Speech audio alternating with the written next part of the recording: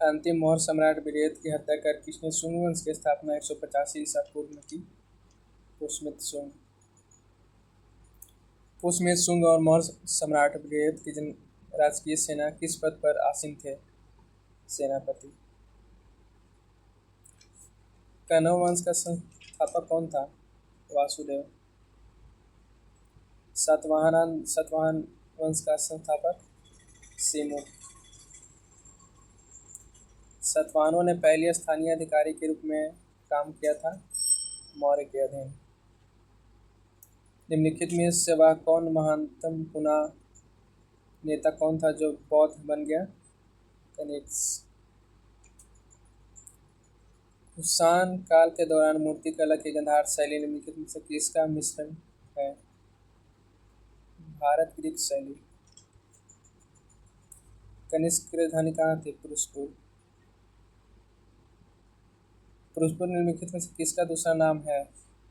पेशावर का। चरक किसके राज चिकित्सा थे? कनिष्क। तक्षशिला के प्रसिद्ध स्थल होने का कारण? गांधार कला। भारत में सर्वप्रथम स्वर्ण मुद्राएं किसने चलाई? Indo bacterial. किस संग्रहालय में कुषाण कालीन मूर्तियों का संग्रह अधीन मात्रा में है? मथुरा संग्रहालय। निम्नलिखित से किसने सोने के सर्वाधिक शुद्ध सिक्के जारी किए? कुषाण। सातवाहनों के समय मुद्रा सर्वाधिक किस धातु का था? सीसा। निम्नलिखित में से कनिष्क के समकालीन कौन था? नागार्जुन, अश्वघोष, वसुमित्र। किस वर्ष के शासकों ने ब्राह्मण एवं बौद्ध भिक्षुओं को रक्त मुक्त भूमि या गांव भूमि अनुदान देने की प्रथा आरंभ की? सातवाहनों ने। भारतीय रंगमंच में पर्दा का शोधन किसने किया? यूनानियों ने। भारतीयों के महान रेशम मार्ग किसने प्रारंभ किया? कनिष्क। निम्नलिखित में से किसने बड़े पैमाने पर स्वर्ण मुद्राएं सोने की मुहर चलाई? कुषाण शासकों ने। चरक और नागार्जुन किसके दरबार की शोभा थे? कनिष्क। शक संवत का प्रारंभ किस सम्राट ने शासन काल में 78 ईसा पूर्व में हुआ? कनिष्क। तक्षशिला विश्वविद्यालय कहाँ स्थित है? पाकिस्तान में। प्राचीन काल में कलिंग का महान शासक कौन था? खारवेल। कुषाण काल में सबसे अधिक विकास किस क्षेत्र में हुआ? साहित्य के क्षेत्र में। सातवाहनों ने प्रारंभिक दिनों में अपना शासन कहाँ शुरू किया? आंध्र पर। सातवाहन राज की राजधानी कहाँ थी? पैठन या प्रतिष्ठान। निम्नलिखित से कौन सा अभिलेख कलिंग नरेश खारवेल के संबंधित है? हाथी गुफा। किस सातवाहन नरेश के गथा सप्ती नामक महत्वपूर्ण कृति की रचना की? हाल। सातवाहनों शासकों की राजकीय भाषा क्या थी? प्राकृत। निम्नलिखित में से राजवंशों पर विचार कीजिए।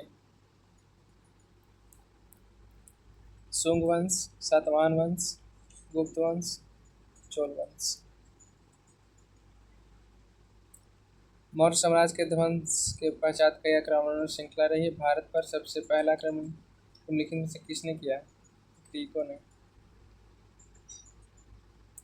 शासक और उपाधि।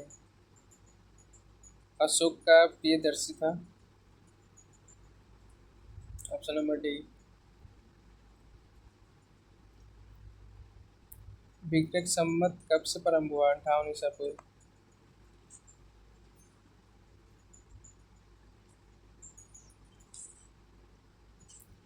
विक्रम संवत 58 ईसा पूर्व से स्टार्ट हुआ। शक संवत 78 ईसा पूर्व। Option number D. मौर्य के बाद दक्षिण भारत में सबसे प्रभावी राजा कौन था? सातवाहन। बुद्ध की खड़ी प्रतिमा निम्न किस काल में बनाई गई? कुषाण काल में। सुंग वंश के बाद किस वंश के ने भारत पर राज किया? कनौ वंश। किस चीनी जनरल ने कनिष्क को हराया? पेन चौवा। उत्तरी तथा उत्तरी पश्चिमी भारत में सर्वाधिक संख्या में तांबे की सिक्का किसने जारी किया? कुषाणों ने।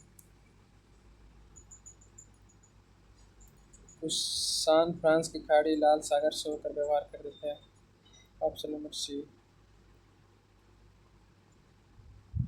जो कैलाश शैली भारतीय और ग्रीक यूनानी शैली का सम्मिलित उसे क्या कहता है? गंधार।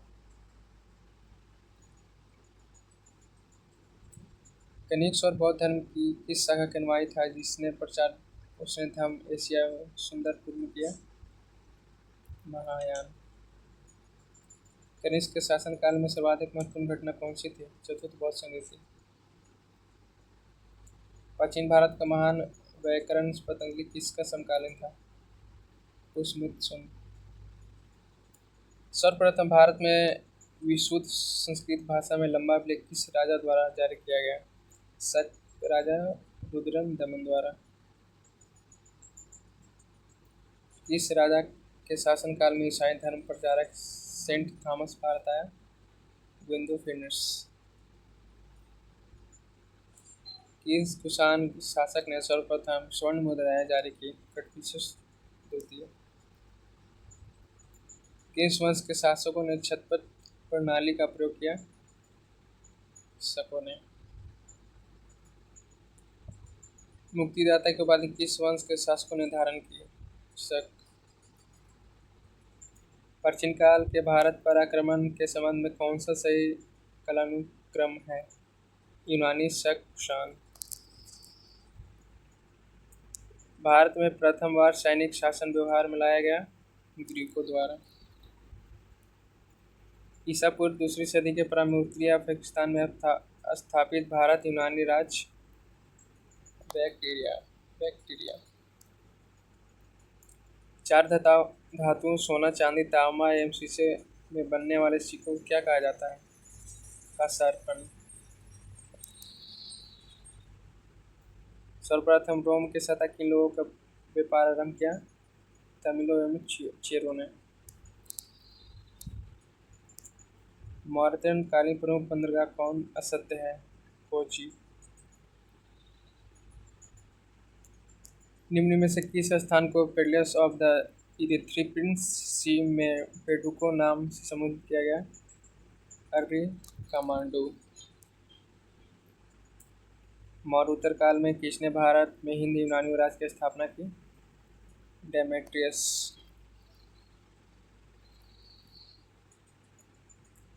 निम्नलिखित में से किसने अपने जीवन को उत्तरार्ध में पुत्र को हाथों में राज सत्ता सौंपकर बौद्ध भिक्षु हो गया?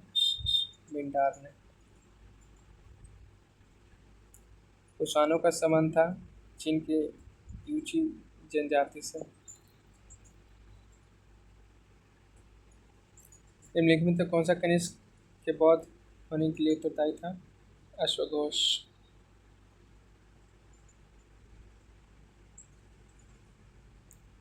इंडो ग्रीक, हिंदीवन, शक, सिंथियंस, पार्थो, फलो।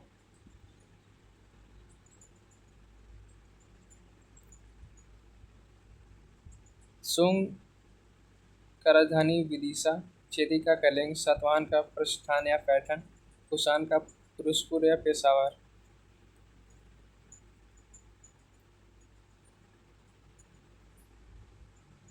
रोमन साम्राज्य के अनुसार पर किस वंश के शासकों ने कैंसर की उपाधि धारण की?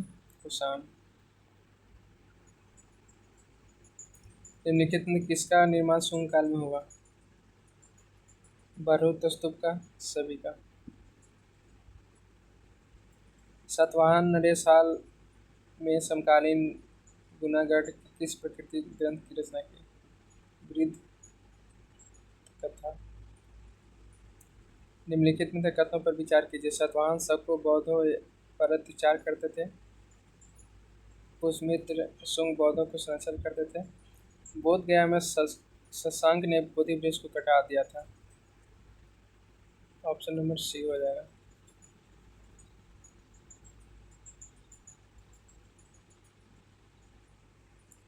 प्राचीन भारत में निम्नलिखित में से किसने एक नियमित रूप से सोने की सिक्का चलाया? कुषाण वंश। कलिंग नरेश खालू किस वंश से संबंधित है? चरी वंश। निम्नलिखित में से किस अभिलेख में चंद्रगुप्त मौर्य और शक दोनों का अभिलेख मिलता है? महाक्षत्रप, रुद्र, दमन और जूनागढ़ अभिलेख से। प्राचीन भारत में देश का अर्थव्यवस्था का अत्यंत महत्वपूर्ण भूमिका निभाने वाले श्रेणी संगठन के संबंध में निम्नलिखित में कौन सा कथन सही है? 1, 2।